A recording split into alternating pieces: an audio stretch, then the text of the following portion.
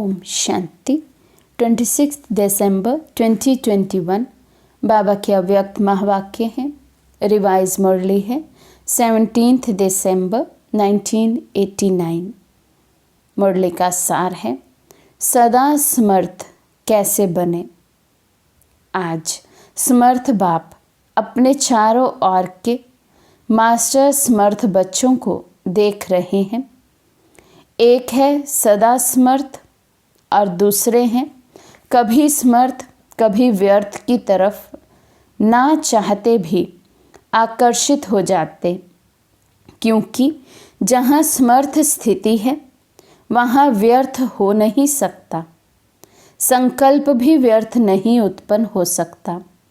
बाप दादा देख रहे थे कि कई बच्चों की अब तक भी बाप के आगे फरियाद है कि कभी कभी व्यर्थ संकल्प याद को फरियाद में बदल देते हैं। चाहते नहीं हैं लेकिन आ जाते हैं। तो अभी तक बाबा बच्चों के रिजल्ट बता रहे हैं। अभी तक भी बहुत बच्चे ऐसे जिनके व्यर्थ संकल्प चलते हैं, जो याद को भी फरियाद में बदल देते हैं।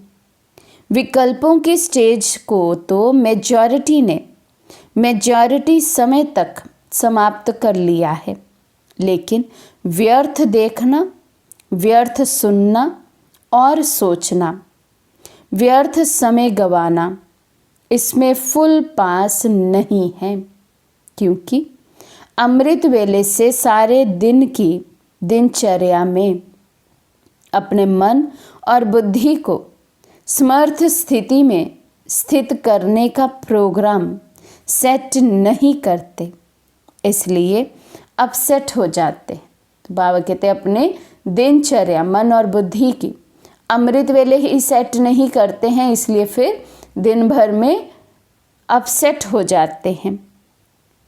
जैसे अपने स्थूल कार्य के प्रोग्राम को दिनचर्या प्रमाण सेट करते हो, ऐसे अपनी मनसा समर्थ स्थिति का प्रोग्राम सेट करेंगे तो स्वतः ही कभी अपसेट नहीं होंगे।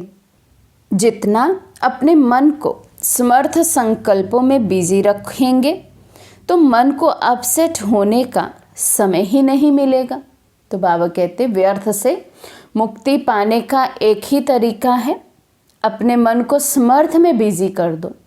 व्यर्थ संकल्प से मुक्त होकर समर्थ संकल्पों की जब रचना रचेंगे तो व्यर्थ संकल्प हमें तंग नहीं करेंगे। आजकल की दुनिया में बड़ी पोजीशन वाले, जिन्हों को आईपी या वीआईपी कहते हैं, वे सदा अपने कार्य की दिनचर्या को समय प्रमाण सेट करते हैं। तो आप कौन हो? वे भले वीआईपी हैं, लेकिन सारे विश्व में ईश्वरीय संतान के नाते, ब्राह्मण जीवन के नाते आप कितने भी वी आगे लगा दो तो भी कम है, क्योंकि आपके आधार पर विश्व परिवर्तन होता है। तो बाबा कहते दुनिया में तो कोई आईपी होगा, कोई वीआईपी होगा, लेकिन हम बच्चे चाहे जितना भी वी अपने आगे लगा लें, वीआईपी, तो बाबा कहते वो भी कम ही होगा, क्योंकि पूरे विश्व का परिवर्तन हम आत्माओं के आधार पर है। इसलिए बाबा कहते आपकी दिनचर्या कितने अच्छे से सेट होनी चाहिए। ये एक वीआईपी आत्मा की निशानी है। वे जहाँ चाहे अपने मन को लगा सकेगा, क्योंकि उसने सुबह ही अपनी दिनचर्या मन की भी सेट कर ली है। तो बाबा कहते हैं आप विश्व के नव निर्माण के आधार मूर्त हो, बेहद के ड्रामा अंदर हीरो एक्टर हो और हीरे तुल्य जीवन वाले हो। तो कितने बड़े हुए। ये शुद्ध नशा समर्थ बनाता है और देह अभिमान का नशा नीचे ले आता है। आपका आत्मिक रूहानी नशा है, इसलिए नीचे नहीं ले आता, सदा ऊंची उड़ती कला की ओर ले जाता है। दुनिया का कोई नशा करे तो गिरावट की ओर आत्मा जाती है, नीचे ले आता है, लेकिन बाबा कहते ये तो हमारा रूहानी नशा है, शुद्ध नशा है, ये तो हमें ऊपर की ओर ही ले जाता है। तो व्यर्थ तरफ आकर्षित होने का कारण है अपने मन बुद्धि की दिनचर्या सेट नहीं करते हो। मन को बिजी रखने की कला संपूर्ण रीति से सदा यूज नहीं करते हो। दूसरी बात, बाप दादा ने अमृत वेले से लेकर रात के सोने तक मनसा वाचा कर्मणा और संबंध संपर्क में कैसे चलना है व रहना है सबके लिए श्रीमत अर्थात आज्ञा दी हुई है। मनसा में क्या स्मृति में रखना है, ये हर कर्म में अपनी मनसा स्थिति का डायरेक्शन आज्ञा मिली हुई है और आप सब आज्ञाकारी बच्चे हो ना, वह बन रहे हो। बाबा कहते हैं हर बच्चे को आज्ञा मिली हुई है। मनसा में सारा दिन क्या सोचना है, कर्म करते हुए भी मन की स्थिति कैसी रहे। तो बाबा कहते हैं आप सब आज्ञाकारी बच्चे हो या अभी बन रहे हैं। आज्ञाकारी मानो जो बाबा ने आज्ञा दी हुई है मन की चर्या बनाने के लिए, मन को कब किस कैसे स्थिति में स्थित करना है, क्या उसी स्थिति में स्थित होकर कर्म में आते हैं। तो बाबा कहते हैं कि बने हैं हम अभी आज्ञाकारी या बन रहे हैं। आज्ञाकारी अर्थात बाप के संबंध से बाप के फुट स्टेप लेने वाले, अर्थात कदम के ऊपर कदम रखने वाले। आज्ञाकारी कौन? ब्रह्मा बाप के कदम पर कदम रखने वाले बच्चे, जो ब्रह्मा बाप ने करके दिखाया वही करने वाले, फॉलो फादर करने वाले बच्चे। और दूसरा नाता है सजनियों का। तो सजनी भी क्या करती है, उनको क्या शिक्षा मिलती है? साजन के कदम ऊपर कदम चलो। तो आज्ञाकारी अर्थात बाप दादा के आज्ञा रूपी कदम पर कदम रखना, ये सहज है व मुश्किल है। बाबा पूछ रहे हैं आज्ञाकारी बनना, ब्रह्मा बाप को फॉलो करना, कदम पर कदम रखना, शिव बाबा की हर आज्ञा रूपी कदम पर कदम रखना सहज है या मुश्किल है? कहाँ कदम रखें, ठीक है व नहीं, ये सोचने की भी ज़रूरत नहीं है, क्योंकि फुट स्टेप पहले से ही बने हुए। ब्रह्मा बाबा ने शिव बाबा की श्रीमत रूपी कदम पर चलकर हमें दिखाया है। हमें तो केवल बने हुए फुट स्टेप पर अपना पांव रखना है। तो बाबा कहते हैं उसमें ये सोचने की भी ज़रूरत नहीं पड़ती, कहाँ चलूँ कहाँ नहीं चलूँ, क्या करूँ और क्या नहीं करूँ। बस जो ब्रह्मा बाप ने किया वो करना है, जो उन्होंने सोचा वो सोचना है, जो उन्होंने बोला वो बोलना है। लेकिन सारे दिन में चलते फिरते कोई ना कोई आज्ञाओं का उल्लंघन हो जाता है। बातें छोटी छोटी होती हैं, लेकिन अवज्ञा होने से थोड़ा थोड़ा बोझ इकट्ठा हो जाता है। आज्ञाकारी को सर्व संबंधों से परमात्म दुआएं मिलती हैं, ये नियम है। साधारण रीति भी कोई किसी मनुष्य आत्मा के डायरेक्शन प्रमाण हाँ जी कहकर के कार्य करते हैं, तो जिसका कार्य करते उसके द्वारा उसके मन से उनको दुआएं ज़रूर मिलती है। ये तो परमात्म दुआएं हैं। बाबा कहते जिसको हम कोई भी कार्य अगर किसी का करते हैं, हाँ कि उसके कहने पर हमने और वो कार्य कर दिया, तो बाबा कहते उसके अंदर से कितनी दुआएं हमें मिलती हैं। ये तो परमात्म दुआएं हैं। यदि हम परमात्मा की हर श्रीमत को हाँ जी करके कर्म में ले आएं तो कितनी दुआओं के हम भागीदार बन जाएंगे। परमात्म दुआओं के कारण आज्ञाकारी आत्मा सदा डबल लाइट उड़ती कला वाली होती है। साथ साथ आज्ञाकारी आत्मा को आज्ञा पालन करने के रिटर्न में बाप द्वारा विल पावर विशेष वरदान के रूप में वर्षे के रूप में मिलती है। बाप सब पावर्स विल में बच्चों को दे देते हैं, इसलिए सर्व पावर्स सहज प्राप्त हो जाती है।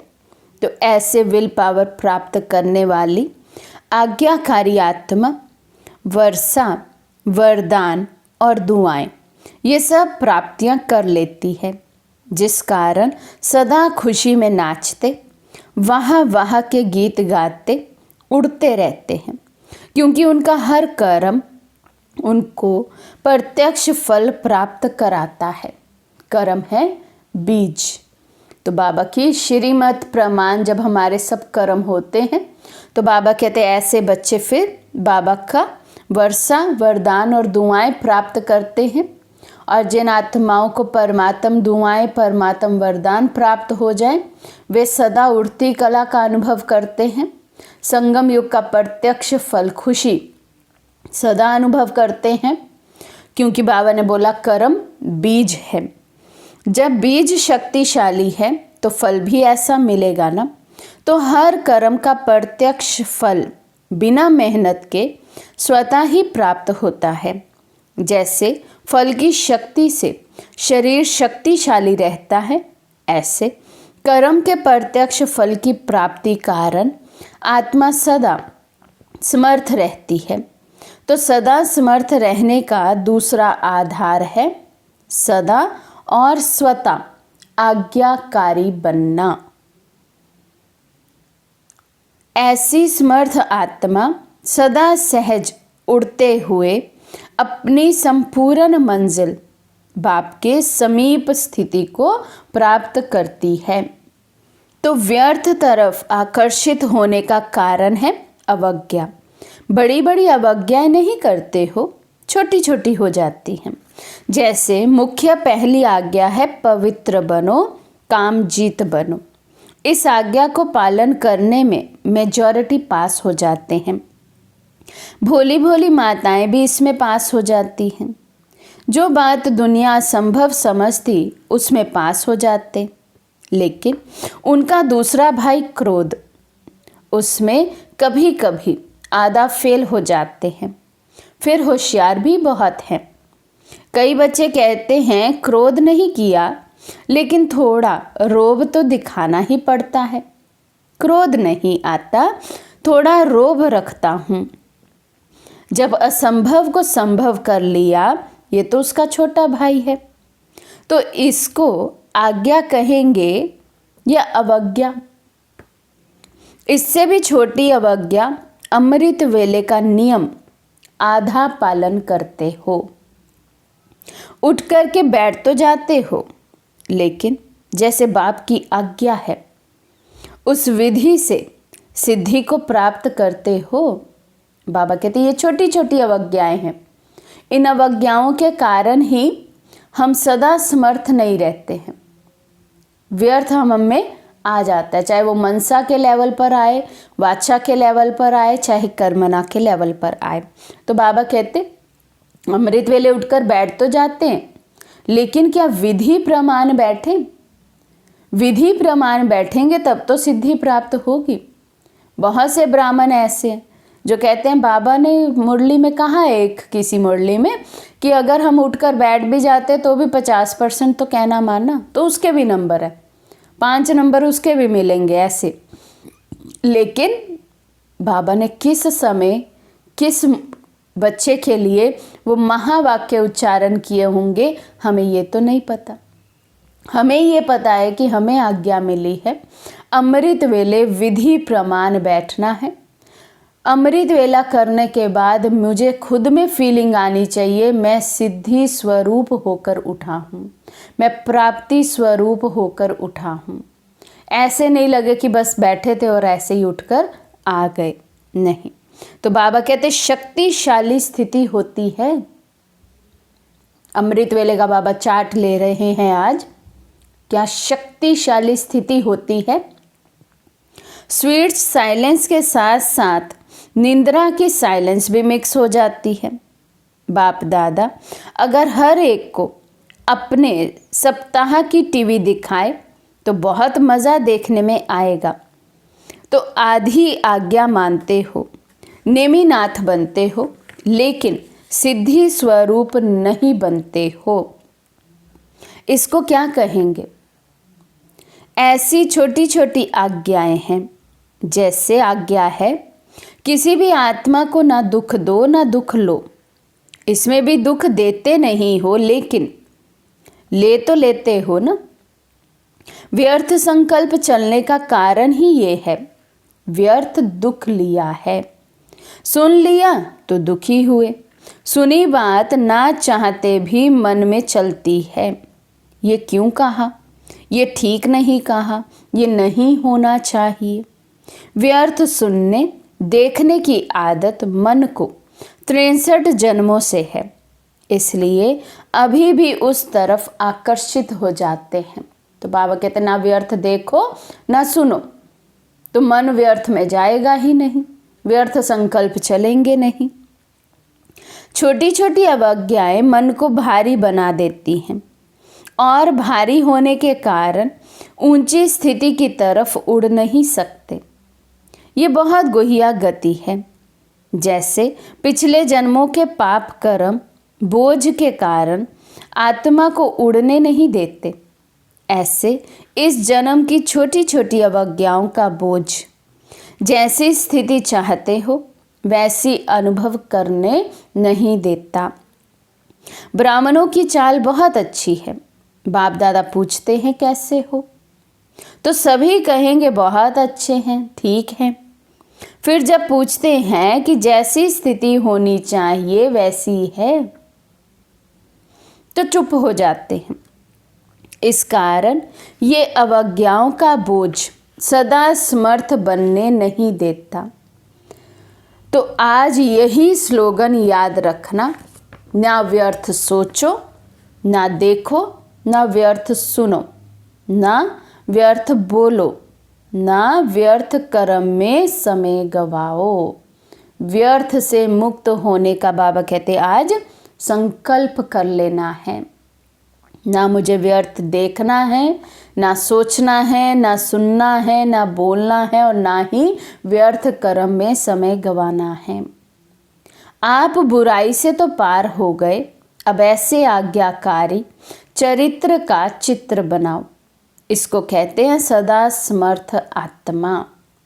अच्छा, सभी टीचर्स ऑनेस्ट हो, चित्र बनाना आता है, अपना श्रेष्ठ चरित्र का चित्र बनाना आता है ना।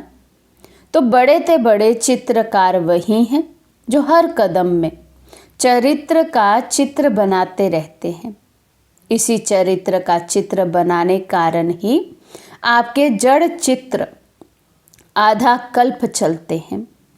तो टीचर्स अर्थात बड़े ते बड़े चित्रकार अपना भी चित्र बनाते और अन्य आत्माओं को भी चित्रकार बना देते हो।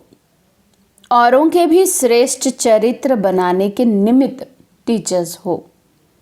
इसी में ही बिजी रहते हो ना, फुल बिजी रहो। एक सेकंड भी मन बुद्धि को फुर्सत में रखा तो व्यर्थ संकल्प अपनी तरफ आकर्षित कर लेंगे। सुनाया ना कि सेवा का प्रत्यक्ष फल सदा प्राप्त हो, यही निशानी है सदा आज्ञाकारी आत्मा की। कभी सेवा का प्रत्यक्ष फल मिलता और कभी नहीं मिलता। इसका कारण कोई ना कोई अवज्ञा होती है। टीचर्स अर्थात अमृत वेले से लेकर रात तक हर आज्ञा के कदम पर कदम रखने वाली ऐसी टीचर्स हो, वह कभी कभी अलबेलापन आ जाता है। अलबेला नहीं बनना है, जिम्मेवारी के ताजधारी हो। कभी ताज भारी लगता है तो उतार देते हैं, आप उतारने वाले तो नहीं हो ना। सदा आज्ञाकारी माना, सदा जिम्मेवारी के ताजधारी। टीचर्स तो सब है, लेकिन इसको कहते हैं योग्य टीचर, योगी टीचर। टीचर्स कभी कंप्लेंट नहीं कर सकती, औरों को कंप्लीट करने वाली हो, कंप्लेन करने वाली नहीं। कभी ऐसे पत्र तो नहीं लिखती हो ना, क्या करें, हो गया, होना तो नहीं चाहिए था, वे तो समाप्त हो गया ना। सुनाया था, पत्र लिखो ज़रूर, मधुबन में पत्र ज़रूर भेजो, परंतु मैं सदा ओके हूँ। बस ये 2 लाइन लिखो। पढ़ने वालों को भी टाइम नहीं, फिर कंप्लेंट करने की पत्र का उत्तर नहीं आया। वास्तव में आप सबके पत्रों का उत्तर बाप दादा रोज़ की मुरली में देता ही है। आप लिखेंगे ओके और बाप दादा ओके के रिटर्न में कहते हैं याद, प्यार और नमस्ते। तो ये रिस्पॉन्ड हुआ ना। समय को भी बचाना है ना। सेवा समाचार भी शॉर्ट में लिखो। तो समय की भी इकोनॉमी, कागज़ की भी इकोनॉमी, पोस्ट की भी इकोनॉमी, इकोनॉमी हो सकती है ना। पत्र 3 पेज में भी लिखा जा सकता है। कोई को विस्तार से लिखने का डायरेक्शन मिलता है तो भल लिखो, लेकिन 2 लाइन में भी अपनी गलती की क्षमा ले सकते हो। छिपाओ नहीं, लेकिन शॉर्ट में लिखो। कितने पत्र लिखते हैं जिनका कोई सार नहीं होता। बाप को कहो मेरा ये काम कर लो, मेरे को ठीक कर दो, मेरा धंधा ठीक कर दो, मेरी पत्नी को ठीक कर दो। ऐसे पत्र 1 बार नहीं 10 बार भेजते हैं। तो अब इकोनॉमी के अवतार बनो और बनाओ। अच्छा, सभी को ये मेला अच्छा लगता है ना। दुनिया वाले कहते 2 दिन का मेला और आपका 4 दिन का मेला है। सभी को पसंद है ना ये मेला। अच्छा, चारों ओर के सदा समर्थ आत्माओं को, सदा हर कदम में आज्ञाकारी रहने वाले आज्ञाकारी बच्चों को, सदा व्यर्थ को समर्थ में परिवर्तन करने वाले विश्व परिवर्तक आत्माओं को, सदा अपने चरित्र के चित्रकार बच्चों को समर्थ बाप दादा का याद, प्यार और नमस्ते। हम रूहानी बच्चों की रूहानी बाप दादा को दिल व जान, सिकवा प्रेम से नमस्ते नमस्ते नमस्ते जी। अव्यक्त बाप दादा की जोन वाइज बच्चों से मुलाकात, बॉम्बे और गुजरात ग्रुप। बेहद बाप के अर्थात बेहद के मालिक के बालक हैं, ऐसे समझते हो। बालक सो मालिक होता है, इसलिए बाप दादा बच्चों को मालिकम सलाम कहते हैं। बेहद बाप के बेहद के वर्षे के बालक सो मालिक हो, तो बेहद के वर्षे की खुशी भी बेहद होगी ना। बाप बच्चों को अपने से भी आगे रखते हैं। विश्व के राज्य का अधिकारी बच्चों को बनाते हैं, खुद तो नहीं बनते। तो वर्तमान और भविष्य दोनों अधिकार मिल गए और दोनों ही बेहद हैं। सतयुग में भी हदें तो नहीं होंगी ना, ना भाषा की, ना रंग की, ना देश की। यहाँ तो देखो कितनी हदें हैं। बेहद के आकाश को भी हदों में बांट दिया है, वहाँ कोई हद नहीं होती। तो बेहद का राज्य भाग्य हो गया, लेकिन बेहद का राज्य भाग्य प्राप्त करने वालों को पहले इस समय अपनी देह की हद से परे जाना पड़ेगा। जो अभी बहुत काल से देह से न्यारेपन की स्थिति में स्थित होंगे, अशरीर स्थिति का बहुत अच्छा अभ्यास जिनका होगा, वही बाबा कहते हैं सत्युग की आदि में जाएंगे, बेहद की दुनिया में जाएंगे। तो इसलिए हमें चेक करना है हम कितना इस देह की हद से परे रहते हैं। अगर देहबान की हद से निकले तो और सभी हद से निकल जाएंगे। इसलिए बाप दादा कहते हैं पहले देह सहित देह के सब संबंधों से न्यारे बनो। पहले देह फिर देह के संबंधी, तो इस देह के भान की हद से निकले हो। बच्चे क्या करते? उलट, देह के संबंधों से पहले ही मुख मोड़ लेंगे। बहुत बच्चे बोलते हैं हमारा तो किसी से मिलने को मन नहीं होता, कहीं आने जाने का मन नहीं है। बाबा कहते पहले अपनी देह से तो न्यारे बनो, संबंधों से तो बाद में न्यारे ऑटोमेटिकली बन जाएंगे।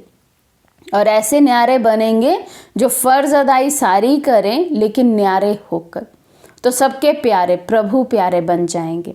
तो जब तक पहले अपनी देह से न्यारे नहीं बनते हैं तो बाबा कहते फिर सर्व के प्यारे भी नहीं बन सकते। तो इस देह के भान की हद से निकले हो, क्योंकि देह की हद कभी भी ऊपर नहीं ले जाएगी। देह मिट्टी है, मिट्टी सदा भारी होती है। कोई भी चीज़ मिट्टी की होगी तो भारी होगी ना। ये देह तो पुरानी मिट्टी है, इसमें फंसने से क्या मिलेगा? कुछ भी नहीं। तो सदा ये नशा रखो कि बेहद बाप और बेहद वर्षे का बालक सो मालिक हूँ। जब बालक बनना है उस समय मालिक नहीं बनो, और जब मालिक बनना है उस समय बालक नहीं बनो। जब कोई राय देनी है, प्लान सोचना है, कुछ कार्य करना है तो मालिक होकर करो। लेकिन जब मेजॉरिटी द्वारा या निमित्त बनी आत्माओं द्वारा कोई भी बात फाइनल हो जाती है तो उस समय बालक बन जाओ, उस समय मालिक नहीं बनो। मेरा ही विचार ठीक है, मेरा ही प्लान ठीक है, नहीं, उस समय मालिक नहीं बनो। किस समय राय बहादुर बनना है और किस समय राय मानने वाला बनना है। जिसको ये तरीका आ जाता है वे कभी नीचे ऊपर नहीं होता है, वे पुरुषार्थ और सेवा में सफल रहता है, अपने को मोल्ड कर सकता है, अपने को झुका सकता है। झुकने वालों को सदैव ही सेवा का फल मिलता है और अपने अभिमान में रहने वालों को सेवा का फल नहीं मिलता है। तो सफलता की विधि है बालक सो मालिक। समय पर बालक बनना, समय पर मालिक बनना, ये विधि आती है। अगर छोटी सी बात को बालक के समय मालिक बनकर सिद्ध करेंगे तो मेहनत ज़्यादा और फल कम मिलेगा। और जो विधि को जानते हैं समय प्रमाण उसको मेहनत कम और फल ज़्यादा मिलता है। वे सदा मुस्कुराता रहेगा, स्वयं भी खुश रहेगा और दूसरों को देख करके भी खुश होगा। सिर्फ मैं बड़ा खुश रहता हूँ ये नहीं, लेकिन खुश करना भी है, खुश रहना भी है, तब राजा बनेंगे। अपने को मोल्ड करेंगे तो गोल्डन एज का अधिकार ज़रूर मिलेगा। अच्छा, आज का वरदान है स्थूल और सूक्ष्म दोनों रीति से स्वयं को बिजी रखने वाले मायाजीत विजयी भव। स्थूल और सूक्ष्म दोनों रीति से स्वयं को बिजी रखने वाले मायाजीत विजयी भव। स्वयं को सेवाधारी समझ अपनी रुचि उमंग से सेवा में बिजी रहो तो माया को चांस नहीं मिलेगा। जब संकल्प से, बुद्धि से, चाहे स्थूल कर्मना से फ्री रहते हो तो माया चांस ले लेती है। लेकिन स्थूल और सूक्ष्म दोनों ही रीति से खुशी खुशी से सेवा में बिजी रहो तो खुशी के कारण माया सामना करने का साहस नहीं रख सकती। इसलिए स्वयं ही टीचर बन बुद्धि को बिजी रखने का डेली प्रोग्राम बनाओ तो माया जीत विजयी बन जाएंगे। स्लोगन, निश्चय और फलक से कहो बाबा मेरे साथ है तो माया समीप आ नहीं सकती। निश्चय और फलक से कहो बाबा मेरे साथ है तो माया समीप आ नहीं सकती। अच्छा, ओम शांति।